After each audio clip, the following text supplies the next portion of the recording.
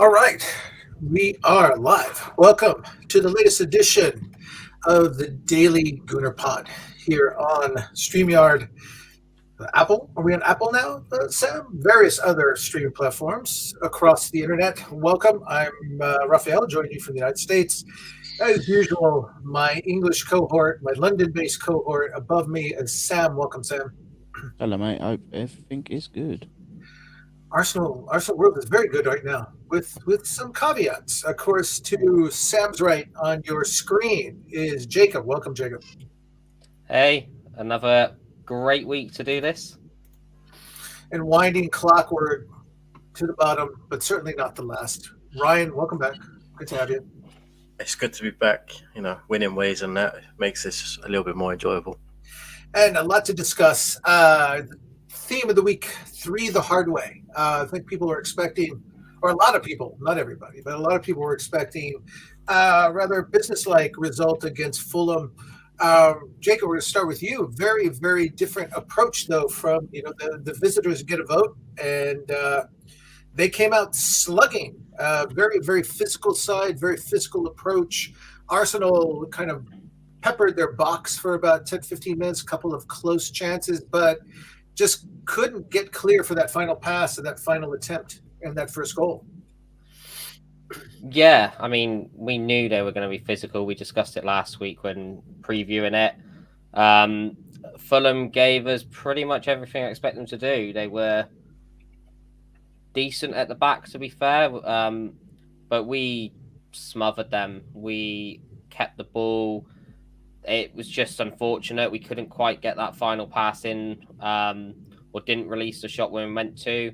And they also had a few very last-ditch tackles.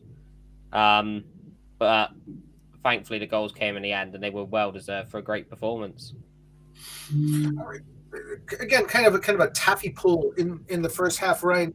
Not many changes though. Anything stood out for you as Arsenal just kind of was futile in their attempt? Again, part of it, a lot of that was down to Fulham and their aggression and their aggressiveness. But Arsenal just again too. I think of Xhaka's put through by Gabriel. The pass wasn't the best. He had to try to chip it on his off foot, and little things like that just kept missing the mark. Yeah, I think the main issue Arsenal had was they couldn't build from the base of midfield. El Neni is good at recycling possession, but he's not very good at building the play forward. And we seriously missed Thomas Partey in the middle of the pitch, just breaking up play and setting the ball forward for our better players. And I said this in our group chat. El Neni's good at getting the ball back and passing it to someone else who can make the pass. But by the time he's done that, the pass isn't there no more. So then we're going to have to recycle possession, go around the houses again. But also what I noticed, that a difference in our style of play was Tierney tried to invert into the central midfield. And for the large part, it didn't work. He looked a bit awkward on the ball. Obviously, it's going to take time to get used to, but he did look very, very awkward when trying to play the role that Zinchenko plays. So I think adapting to those two playing took a little bit of time. But once we did start to dominate. Saka was played through and should have done a lot better with the chance that he had. It was 1v1 and fluffed it a little bit. Last minute, those changes. Zinchenko out, Partey out. Sam, was a little concerning that, I think everybody was a little surprised and they're wondering, is this going to affect Arsenal? Because it seemed the plan was just to go with the same lineup that Mikel had put it for the first three matches. And as we've discussed on the pod numerous times, no need to change something that's working. But this was by necessity, some rough edges. Yeah, I think you've got to think as well with Tierney coming back in. I think it's only his second game back. But it's with El Neni as well. We've said numerous times the quality drop off is huge, especially with him from Thomas Partey, and that's no fault of his own. It's just two completely different playing styles essentially. But I think, as Ryan alluded to, like Tierney doing the inverted role. It's not his game. He needs to be bombing on, but yeah, it's just one of them ones where it's just two different types of styles at left back, and then two different styles in centre mid with El Neni and Partey. With, as I say, with El Neni, he's very much sideways. I think he got 98% pass accuracy, but a lot of them passes are, as we've criticised previous midfielders, they're crab football. So it's, yeah, you just don't get the same, and it was really telling. Seem, Jacob, there are moments where Arsenal seemed a little too comfortable. They're living a little dangerously. I mean, I go back to, I think this is maybe the third time, maybe even the fourth that I've seen Aaron Ramsdale attempt a clearance and just kick it off the head of an opposing player. And I just cringed. I think one of these times it's going to go right off that player and go right back into his own goal. Again, it's match was 0-0 at that point. I thought these guys, as Ryan alluded to, took kind of control at the end of the first half, but they weren't clear by any means. Yeah, I mean, the Ramsdale distribution, it's always going to be a risk. It has happened a few times this season, and that might be a little bit concerning. He doesn't seem quite at his best right now, but most of that distribution is still spot on, and he's had some good saves as well. But that is always going to be kind of a risk-reward thing. And yeah, we've got lucky with a few. I can think of one bouncing off a player, I think against Palace, and we got away with it. There was a lot of laughter in the stadium for the Mitrovic one on the weekend, to be honest. But yeah, that's just part of the game. In terms of getting clear, I think it was just a little bit hesitancy in the shot sometimes. We did seem to overplay it just a couple of occasions. But I think you've got to give credit to Fulham as well. There were a lot of last-ditch tackles that took the ball off our feet as well. Or some good blocks or last-minute interceptions. They were committed to trying to keep that clean sheet for as long as possible and keep themselves in the game. And sometimes against a low block, you've just got to accept that's going to happen and keep the pressure on, which is what we did all game. They went further than that. Ryan, about a little over 10 minutes in the second half, Gabriel again just kind of working on a ball from Ramsdale, just kind of dithered, let Mitrovic sneak up from behind him, dispossess him, and give Fulham the lead. It's just, he was obviously dismayed with himself, but everybody, I think, kind of rolled their eyes at this. That was not necessary at all. He really was in trouble until he made it a troublesome situation. I think actually the pass came from Saka in the right back position, which he should never have done. Saka should never have put Gabriel in that position because it's a floated ball across your own goal. When you're 5 or 6, 7 years old, you're taught don't play the ball across your goal. Just don't do it. And that pass, if you're going to do it, at least ping it at him so he has to control it forward, not float it to him so then the attacker can press him quicker, or just hoof it up the line. Just hoof it up the line and get rid of it, because the pass to him was terrible, and then it put him in an awkward position, and then we conceded from it.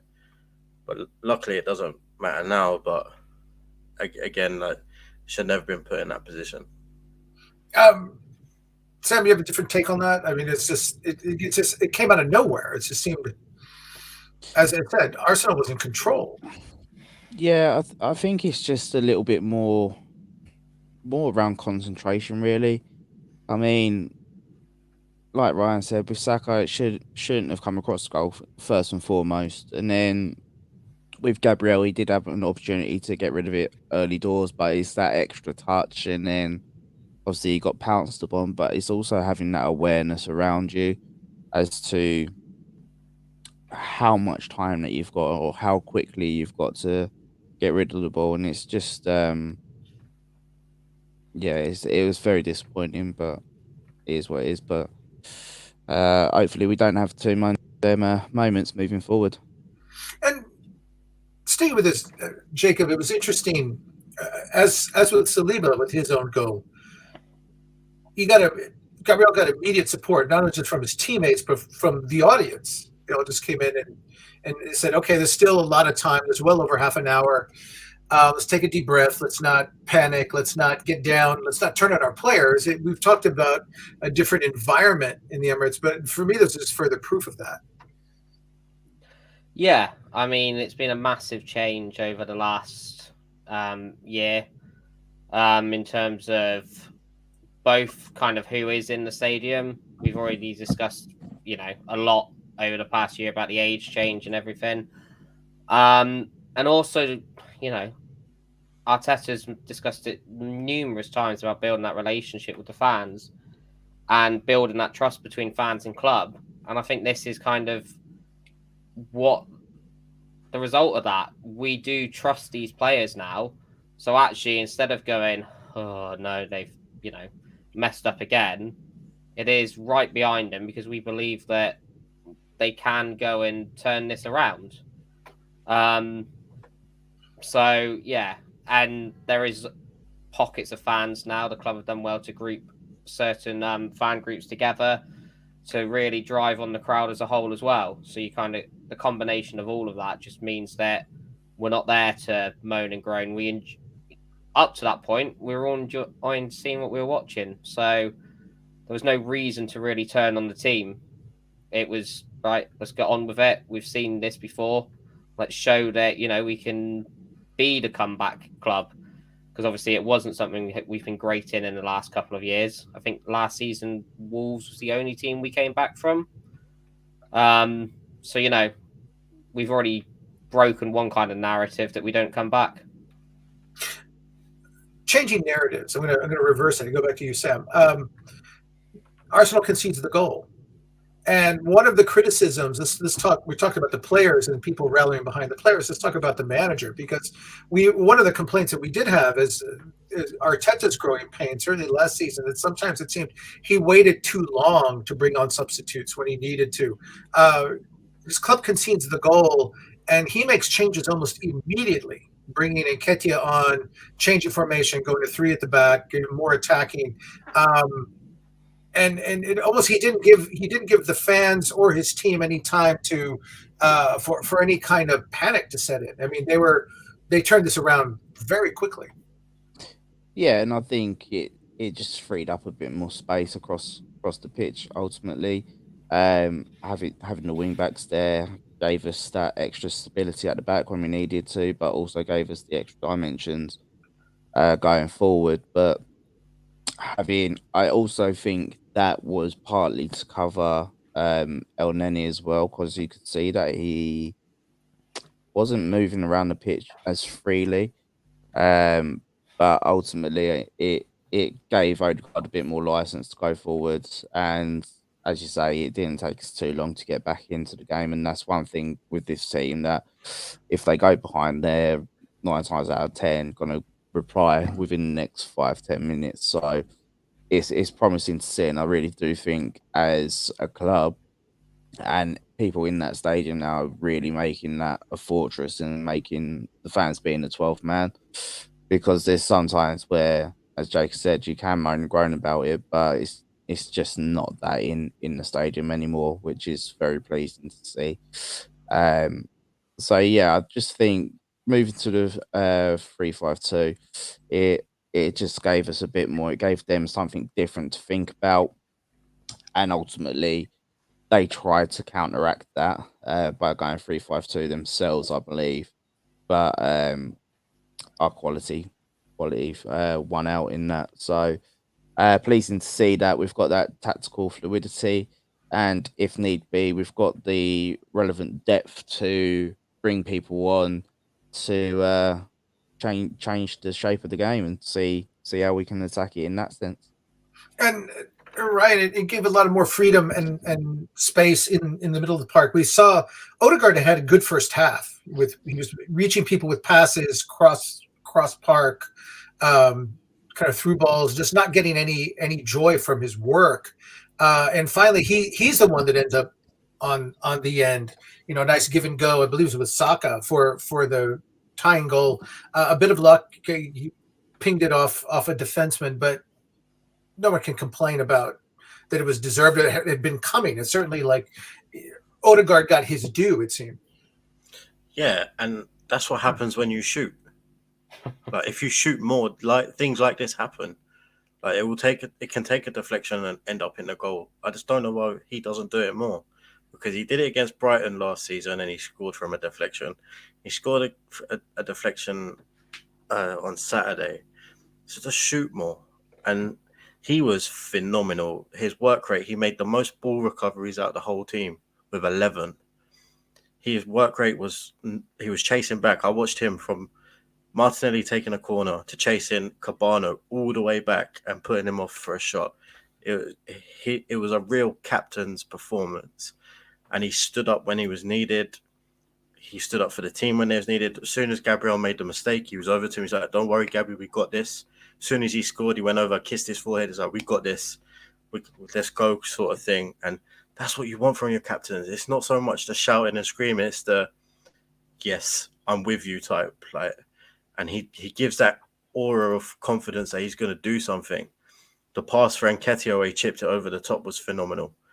And his little step over when he took the shot, literally just flicked it onto his left foot, and it was just sublime.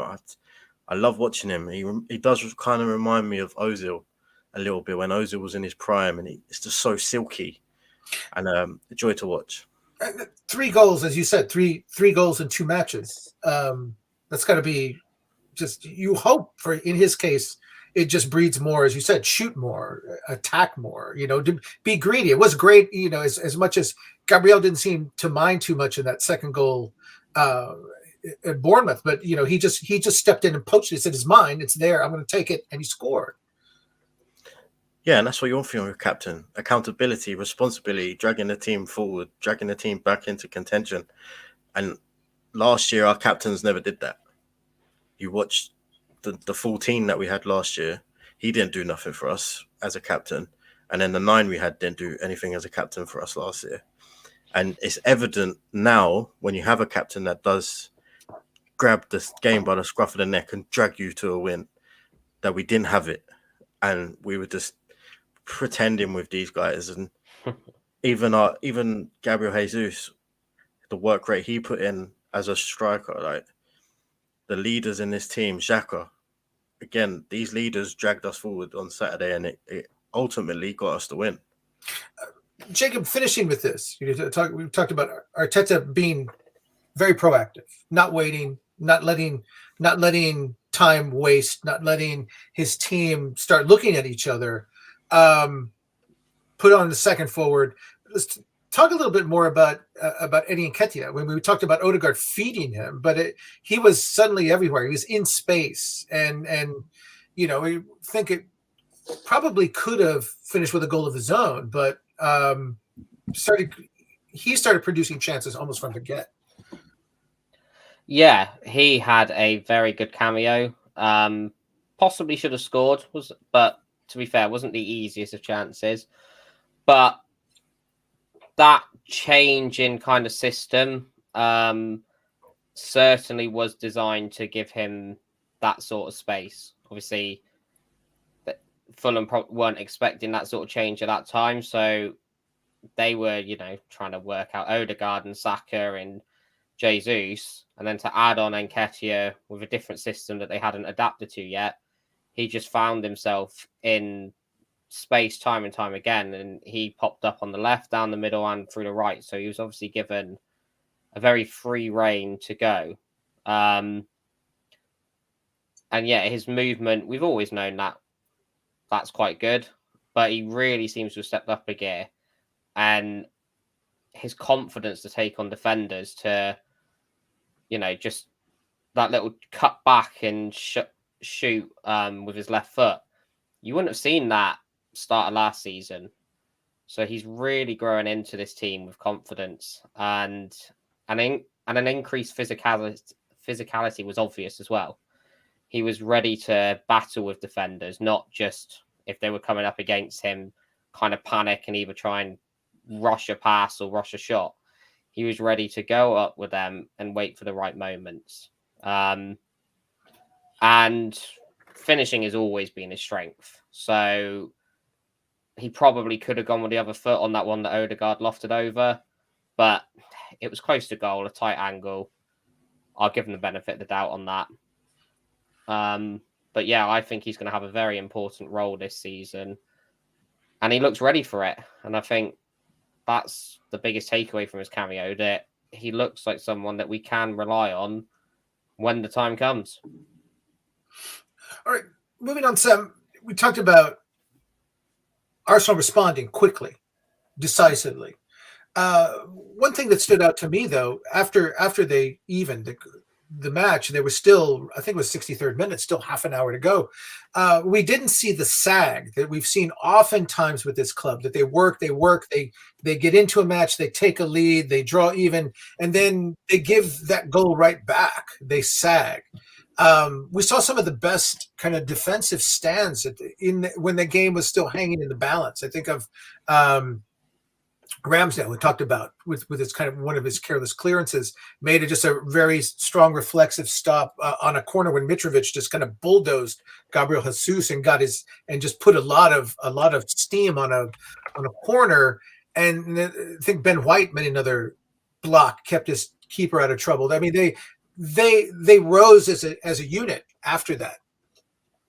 Yeah, absolutely, and I think that goes to pay credence to the unity that they've got within that squad to say, well, we're going to stand up against this opposition, against adversity, and we're going to fight for our lives to make sure that we bring these 3 points home. And you think with that block from Ben White, he's been doing that for the last year and a bit. So it's just like he is phenomenal in terms of being able to do stuff like that, and he's a real leader at the back. You've got Saliba being an absolute rock at the back. He's showing his leadership qualities. If you're lucky enough to be inside the stadium and watch him for a prolonged amount of time, you see how he marshals that back line as well. Then you've got Gabriel.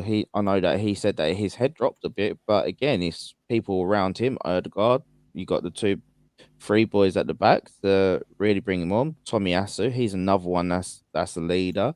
We've got leaders all over this pitch now, and it's really pleasing to see that they're stepping up. As Ryan said earlier, you don't necessarily need a leader that's going to be shouting and screaming and hollering at people, but to say, I'm standing with you, let's go kind of thing, it's enough. And then you've got other leaders that will lead by their performances. So for me, it's something that they'll all progress at, and even you've got people coming on, they'll still have benefit from it because they're getting that encouragement as they come onto the pitch. Then they're getting it from the team on the pitch, and then it's like, right, come on, you know that you need to step in and get to the speed of the game. And obviously you've got the ultimate leader in Arteta on the sideline trying to direct things and encouraging and giving instructions. So everybody on that pitch, from an Arsenal perspective, you've just got pure leadership there, and that's something we've missed for a very long time. More on that leadership in a moment, because it led to that's even more. I don't call it controversy, but just eye rolling among the faithful. But as the game, you talked about the defense rose, Ryan, but when the game was hanging in the balance, it still seemed like they're working for a way to get that goal. They're trying things. We're seeing Nketiah's finding pockets of space. The winger swapped Saka and Martinelli for about 10 minutes, changed sides. I heard a lot of chatter about some people grousing about Saka not having a good match. I thought he had a good match. I thought he was just didn't find the opportunity to get his goal or to that standout moment that everyone would walk away remembering, but he was still productive. What did you Can say? I just tell you what happened with this? I don't know if Jacob saw it in the stadium as well, but Xhaka told Saka to go and play at left back because Martinelli was struggling with cramp. Xhaka said, "Can you go over there, play that side, defend on that side because Gabby's got cramp." So that was an Gabby's internal decision. That wasn't. yeah, because as soon as I forget who came on. I can't remember. I think it might have been Tommy came on at left back. But Yes, he did. Yeah. Xhaka started filling in because noticed that the right wing was getting more joy because Robinson got a yellow card. So then Xhaka told Saka to go back over there and he went to left back. And then we scored and then Tommy came on at left back. So Xhaka started making the decisions on the pitch. And this is what Sam means about the leadership. And I don't think the players between Martinelli and Saka would have done that without him saying, "Look, we need you on that side now." And then when he realised that Robinson had been booked and he was going to get destroyed down that side by Saka, he made that decision again, like, just go there, I'll cover. And hats off to him because it worked.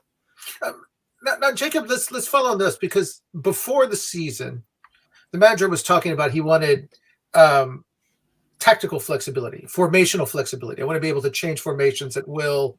And here what you gentlemen have just described is almost that in real time, not just in terms of formation, but in terms of position. Okay, now you go here. We're going to do this, but now it's better if you play over here and you play over there, and that's it's the sports cliche, one brain. They all have one big brain, and they all know almost instinctively what needs to be done.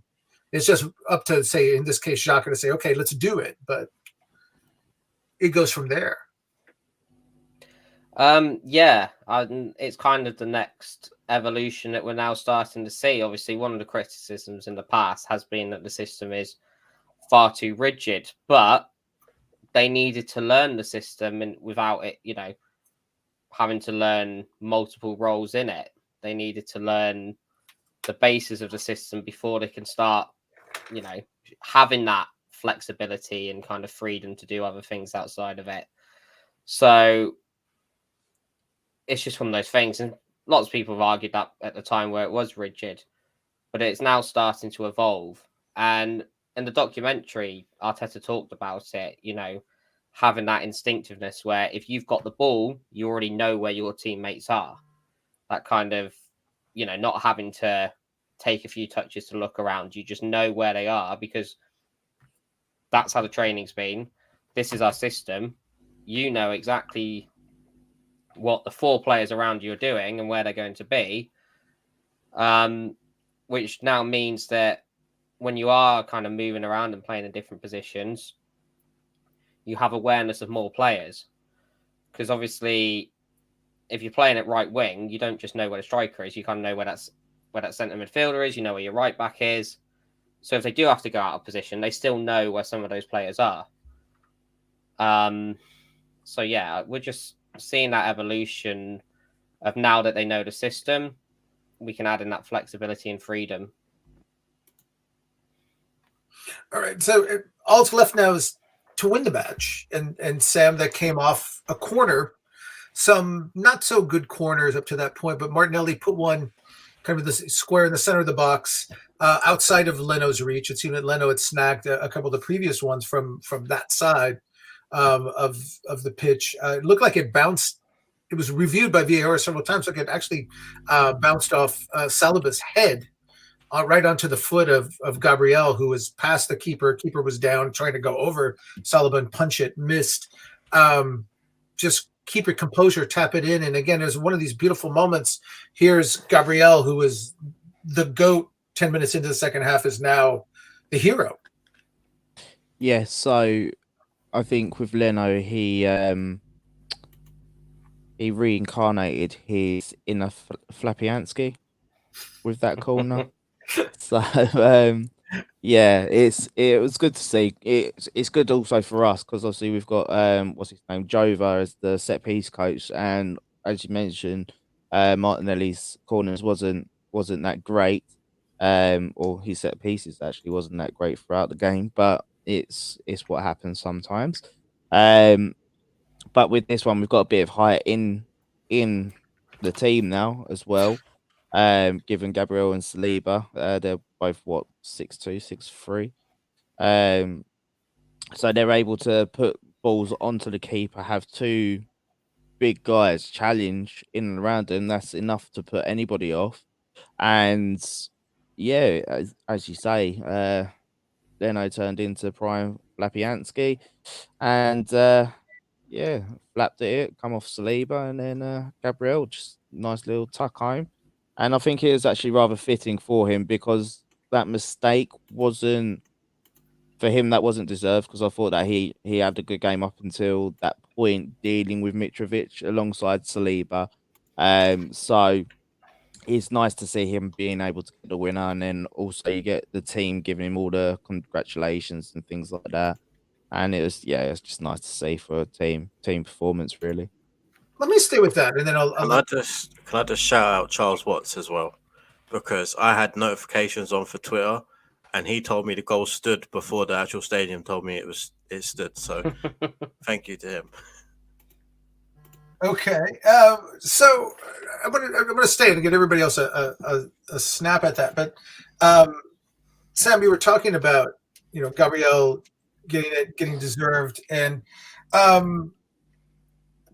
a lot of concern coming into the match of how the two center backs would do with a real kind of bully forward like Mitrovic. The physicality didn't really affect those two. I mean, it seemed like that wasn't an issue. I mean, he got a goal, but that was on a turnover. It was just kind of something he took away. But I was actually kind of pleased. I thought, okay, this is good knowing these guys are big, they're strong, they're fast. They're not going to be troubled by. They shouldn't be troubled by really big forwards. No, and this is the thing, is that they knew when to get tight, they knew when to press in and try and nip the ball from him. So it was nice to see them being smart about the defending. They knew that if he's on the move and he's trying to roll them, just give him a little bit of space to then be able to like step in and just prod the ball away. Or if he's trying to hold it up, then one of them's round one side. Then you've got somebody from midfield trying to come back and help out in that respect. You've got a winger coming in from another angle. So as a team, but also as a team, that's pleasing to see. But more as an individual, it's nice for them to see. Okay, you're able to hold him up until others are able to come and join the party, so to speak. So it's good for us going forward because bully boys are not going to be too much of an issue if they're able to keep up that type of performance. And I think, especially with a new City number 9 over there, I think we should be all right when we come to play them. All right, the celebration from that. I mean, you teased this on Twitter, Ryan. So I'm going to give you first crack at this. Obviously, the stadium went bananas. The team went bananas. Zinchenko ran out. I think he caused some consternation. I think one of the sideline attendees thought that he might be just somebody out of the stands because he was not in uniform, but celebrating with his teammates. Seemed to upset some people in the press. The questions of why is Arsenal celebrating so much? Will we get demonetized from my next sentence? I leave the sentence at your discretion. Fuck them. What are we doing? If you can't celebrate a goal, what are we doing? If you can't celebrate a win, what are we doing? Why are we going to football? You spend thousands a year going to watch it, and then you can't celebrate it because you didn't win a trophy or you didn't win anything from it. It just doesn't make any sense to me. Like, it's Gabriel. The Richard Keys is upset because he's the main person that annoyed me. He's upset because Gabriel celebrated because he made a mistake and then made up for it. From zero to hero. He's upset because Arsenal fans are enjoying themselves. I don't understand it. what are we doing if we can't celebrate? Look, Keys and Gray are on that network for a reason, because no one over here will touch them with a barge pole. They are dinosaurs that are completely out of touch, and they're just showing it again and again. So, and But who cares what they're saying? Like, it's just us that gets it, though. Spurs can celebrate a 2-2 draw at Chelsea and a 2-0 win at Forest. It's just Forest. It's just Forest, like it was just Fulham. But us celebrating a 2-1 comeback win in the 87th minute gets people riled up. I just don't get it. yeah, but I bet Liverpool fans wish they celebrated the 2-1 win against Fulham, no? they didn't win. Exactly. Point taken. I bet they wish they could have. Yeah, but you know, they've never liked us. They're over there for a reason. And look at all the other people who've come in, like, you know, from other fans, and you've had De Jong on there, like, telling them they're overdoing it. And to be honest, they were saying we were disrespectful to Fulham for celebrating. What about? Well, it's just Fulham. It's just Fulham. That was disrespectful to Fulham. Sam, is this something though that the fans can embrace? Like, okay, we're not supposed to celebrate, so we're going to do it more now. The thing is, though, it's always been them v us. Always has, always will be. We're not liked in the media, and that stems through. I'd probably say, probably a little bit before my time, but from the George Graham times, even more so in the early Wenger days when he brought the talent over from France, and then just won things from the media's favourite in Ferguson and that. So it's always been them v us. Like, that's not going to change. Like, we're buying into it as well, because this, as Ryan said, this is our team. We spend thousands for those that are lucky enough. Again, I will say lucky enough to go. Spend thousands going. Like, we're going to celebrate. This team we've had a really bad time of it recently. We're now on the up, going to celebrate. But the thing is, if we keep paying more attention to these people, calling them out online, reacting to them, things like that, they're going to keep doing it, because it's a rinse and repeat for them, because ultimately they get money from it. Like, it's the same with the media. They'll make some rubbish up in the press about Arsenal not having money or the financial fair play thing. Then everyone's up in arms, everyone's clicking on the links and things like that. It's how they generate their money from this fan base, because they know it's reactionary, and we shouldn't buy into it, really. All right. Happy result. Again, Arsenal's top of the league, another week, or certainly until tomorrow. We'll talk about Villa in just a moment, but before we do that, once everything settled down, once the adrenaline wore off, Ryan, we got some bad injury news this morning. It seems Mohammed, you were talking about El Neni not moving well. Turns out he was playing through a hamstring injury, tried to just soldier on through it, and may have hurt himself far worse than anyone could have hoped. Yeah, Mr. David Ornstein said today it's a significant injury.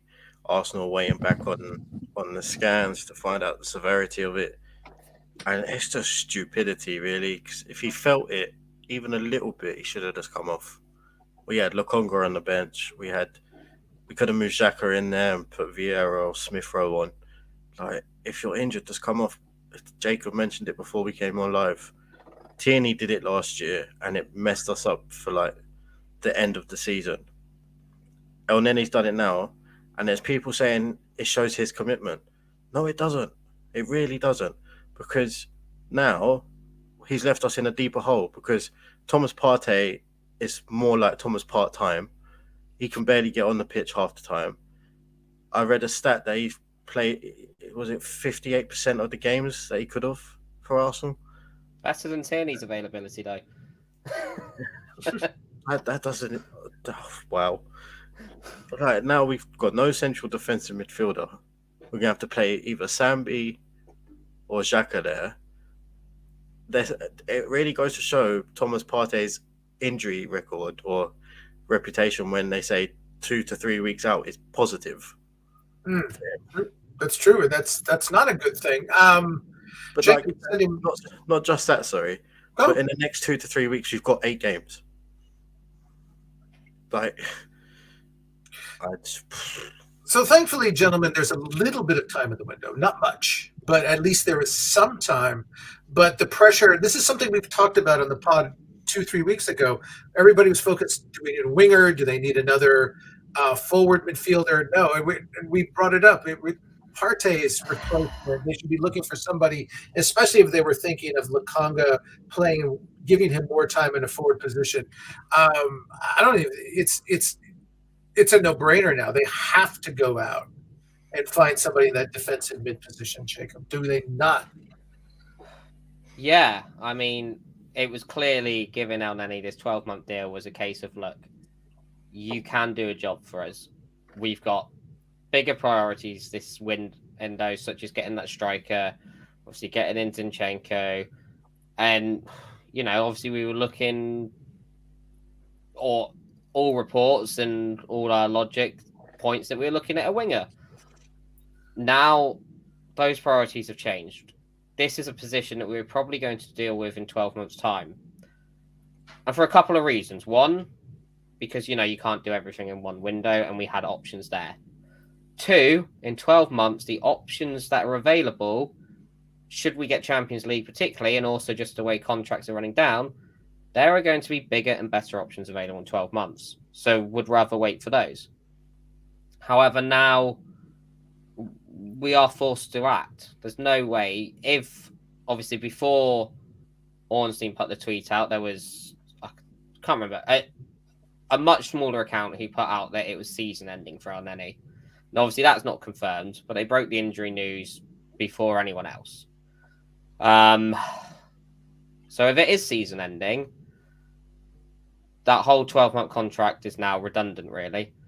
And I don't see the point in just getting another El Neni. If we have to sign someone in that position, we might as well go big.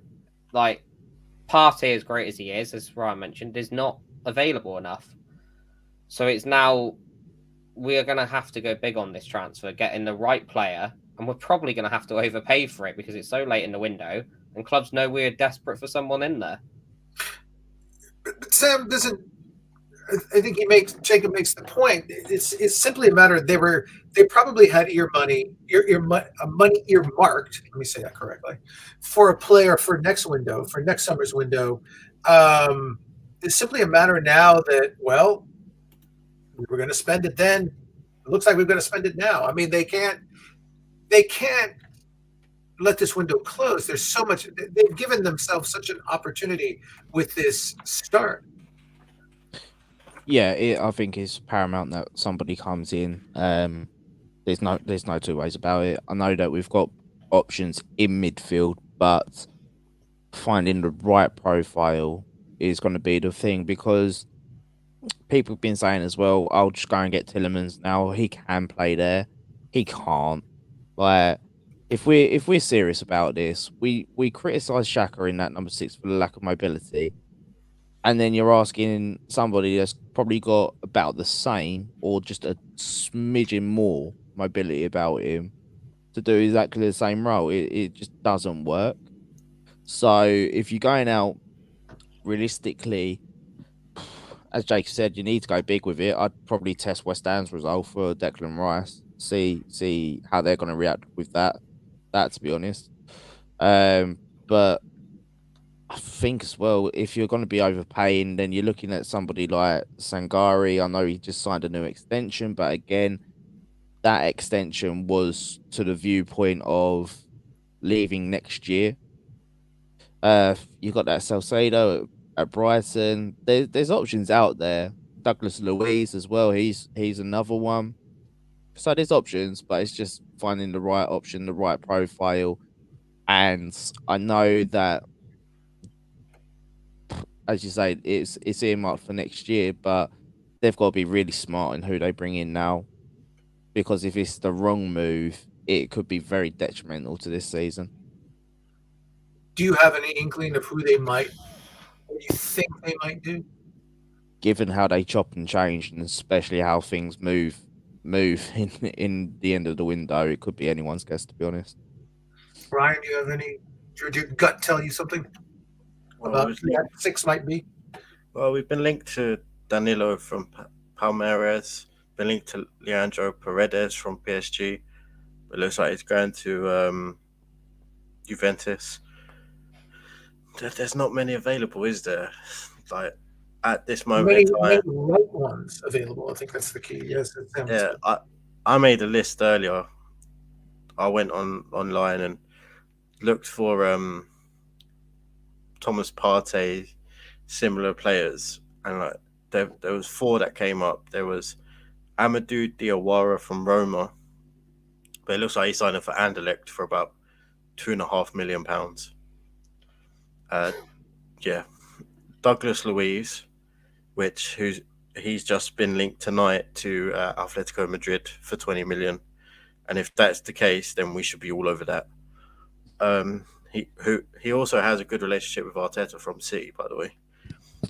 And who else was there? Moses Caicedo from Brighton, but I got a feeling Brighton would literally charge us an arm and a leg for him, considering how much they charged Chelsea for Cucurella. And who else was there? Martin Zubimendi from Real Sociedad. He's a bit of an unknown quantity. He had a good half season last year. Started well this season, but again, it's a project more than a come in and do the job straight away type signing. You brought up a name earlier in the day when the news first broke. Guido Rodriguez with Betis, who Arsenal's been linked with him in the past. You thought maybe this could be send Hector over there, though it looks, from what I've seen today, correct me if I'm wrong, Hector going to Barcelona, seems. Yeah, it looks that way. This Gerard Romero said that it's in the final stages, and he's their number 1 target. So it looks like Hector's going to Barcelona because Betis can't move salary around to register him. So yeah, looks like good job. Barcelona have known to have so much salary availability. But if they sell Aubameyang, so Pjanic is leaving as well. So Pjanic is another shout actually. Could look at. No. All right, gentlemen, we're kind of advanced here. So much to discuss, and some of it unfortunate, but here we are. There is a match tomorrow. Arsenal play Aston Villa. Jacob, you get first swat at this. It's going to be a different lineup, obviously, with these injuries. How do you see the midfield stacking up? And we'll go with that, and then we'll go one more round and give predictions on the spur. But start with that. What options what alternatives, what does the manager have now without Elneny, without Partey? It's pretty clear those 2 are out tomorrow. Yeah, well, before this news broke, I put a predicted lineup in our group chat, and it did include Elneny. I thought he was going to start, and that's now out the window. And I think, obviously, everyone's trying to debate, who plays 6 and all that. I don't think anyone does in the sense that it's played now, especially with Zinchenko still out. I think we're going to have to go back to a double pivot. So we're not going to have a lone 6 because they're not going to have that same kind of ability, and they're not going to have the support from Zinchenko in the middle there. So I suspect it'll be a Xhaka Sambi double pivot. So as great as Xhaka has been doing in that more advanced role, he's going to have to kind of default back to the old days. He's going to have to play a bit deeper and kind of dictate the play from there rather than that movement in and around the box. So it is going to be a bit of a system change, but thankfully I think it's a team that it's not going to matter so much on.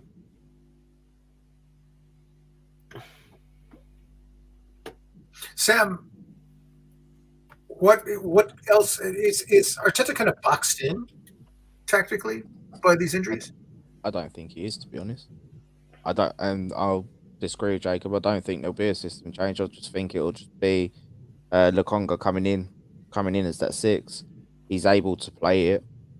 I know people have got their doubts about him, but ultimately, you give him a run of games and he's a decent option. Like he said in a recent interview, he don't know whether he's an 8, whether he's a 6, but he would have had some training under his belt previously. He knows the role, he knows how to play it.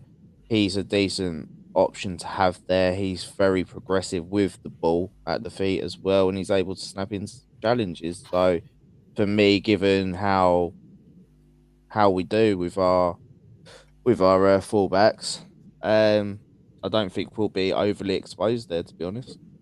Well, this is an opportunity for him, Ryan. I mean, it's come up in the series, in an All or Nothing, that he grew a little frustrated coming over. I think he expected more playing time. Here's his chance to show that he's up to it, that he's like, okay, there's no Partey, I've got this. Yeah. I found that clip quite funny, to be honest, because Eddie just told him to shut up. But it's Lukonga's time. He showed it last season when Xhaka was injured for a few months. He came in and the team looked good with him in there. There was talk of him just completely moving Xhaka out of the team completely. So I think I'm going to go with Jacob. I think we change and play a pivot solely because Zinchenko is not playing. If Zinchenko plays, then you build with the 2-3-5 and he's not exposed on the counter attack. But that being said, there's no reason why he can't play in the 6, because I was looking at the defensive players they played with playing as a lone 6, and I think it was Mari, Holding, Tavares, and Cedric for 7 out of the 8 games. So I think if he played as a lone 6, he's going to have a bit more stability behind him. Obviously with Saliba and Gabriel and Ben White or Tommy, whoever plays at right back. So either way, I'm confident Lukonga is going to come in and do the job. All right. Quickly, let's make a circuit, because we still haven't, since we're only once a week, we're not going to come back till next Tuesday or next Wednesday. There is another match on the weekend, a rather important one after Villa. Going back up to you, Jacob, let's go around quickly. Prediction for tomorrow. 3-0. Sam? 3-1. You stole my. I'll take it too. I was going to say 3-1, but I'll piggyback on you. Ryan, what do you say? 4-0. 4-0. Oh, okay. You have a lot of confidence in that, in Lukonga. Yeah. All right. And then that gets us to, this stretch of the schedule where we said if Arsenal are going to get off to a good start, this is where they have to make hay, and they've done it so far. They have a chance to come out tomorrow evening with 15 points. Headed to Old Trafford. Been a lot of churn, shall we say, at United. Jacob, again, we'll go back. Let's start with Ryan. I haven't started with Ryan on the question. 2 wins, but have they really found themselves? Or this is still to me, they look very much like a work in progress, United. I mean, I think they struggled at Southampton a little bit. I know they scored a decent goal, but I wasn't very impressed by them. And I think Southampton on a different day could have probably beaten them, especially with Che Adams, bullying Lisandro Martinez. And I think if on Sunday, if Jesus is playing through the middle, he's just going to tear him apart. So I don't think they've looked that great, even against Liverpool. I think Liverpool was just bad, just really bad, and I have not really been impressed with what I've seen. I watched both games, and I still think we can. I know it's going to come back and bite me in the arse, but I still think we can beat them, even at Old Trafford. And the referee, who is from Manchester, who lives down the road he's from Salford.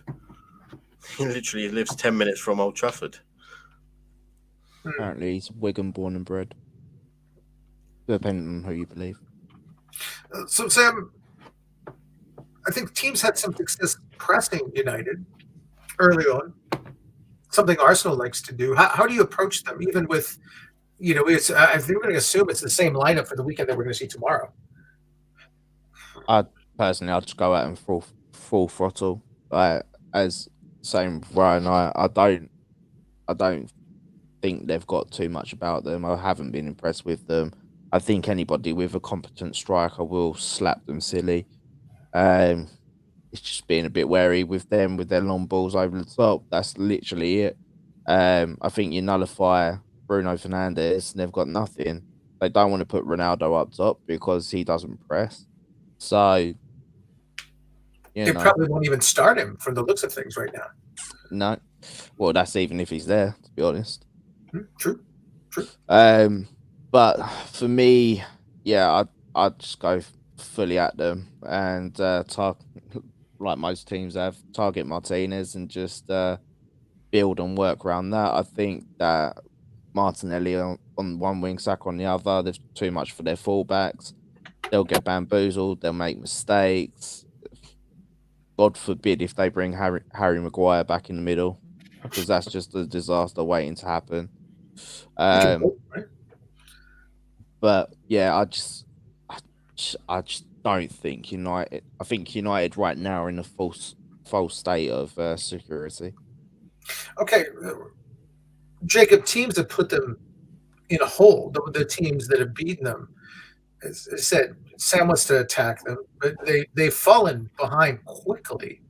And they seem like a club that just, if that happens, if Arsenal somehow are able to get an early goal or two, perhaps, I don't want to get greedy, but just an early goal, they have a lot of problems. It seems like it's a multiplier. One is almost equal to three with that club right now. Yeah, they're disorganized. It's as simple as that. They've got a new coach who's got players that can't play the system. They are now panic buying.